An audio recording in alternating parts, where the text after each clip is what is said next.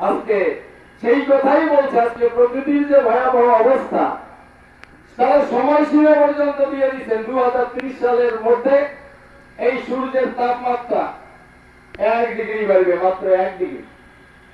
সূর্যের তাপমাত্রা 1 ডিগ্রি বাড়লেই সারা পৃথিবীতে চরম ভয়াবহ ধ্বংসের অবস্থা হয়ে আসবে। বাতাস ভয়ঙ্কর রূপ ধারণ করবে। এই যে মাটি তাপমাত্রা বাড়া মানে মাটির নিচেরও তাপমাত্রা বেড়ে যাবে, আর বাড়লেই ভয়ঙ্কর ভূমিকম্প হবে। বলছে আজকে মনে করুন অনেক বরফের পাহাড়ের উপরে আবার বরফের পাহাড় আছে। সমুদ্রের 2 মেরু, উত্তর মেরু দক্ষিণ মেরুতেও বরফের পাহাড় আছে, বরফ। বলছে তাপমাত্রা বাড়লেই সমস্ত বরফ গুলো জলে পরিণত হবে, আর পৃথিবীর অনেক দেশ এমনিতেই জলের তলায় তলিয়ে যাবে। আবার যখন এই জলের পরিধি বাড়বে, সূর্যের তাপমাত্রা বাড়বে, অটোমেটিকলি জলীয় বাষ্প দ্বিগুণ হারে বাড়তে শুরু করে, জলীয় বাষ্প পুরো মাত্রায় শোষিত হবে।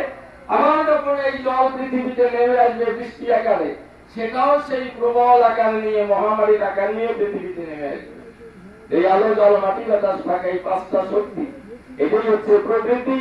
আর এই প্রাকৃতিক শক্তি দিয়ে এই চরম ধ্বংস, যেটা পরম পিতা বলছেন তার নিজের কথা, জনচেতনায় সত্যিকারের বিপ্লব, প্রকৃতির ধারালো ধারায় সেই পথ তিনি রচনা করে চলছেন। আর প্রকৃতি বিজ্ঞানীরা বার্তা দিয়ে দিচ্ছেন।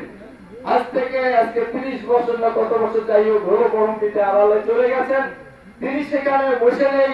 তার কাজ যেটা করার, তিনি সেইভাবেই কাজ করে চলছেন এবং আগাম তার সন্তানদের সতর্ক করে রেখেছেন, জানান দিয়ে রেখেছেন যে নাটক চলছে সমাজের বুকে, যে নাটকের ভূমিকা রচিত হচ্ছে এই মহাকাশের পটে, তোমরা তার দর্শক হও।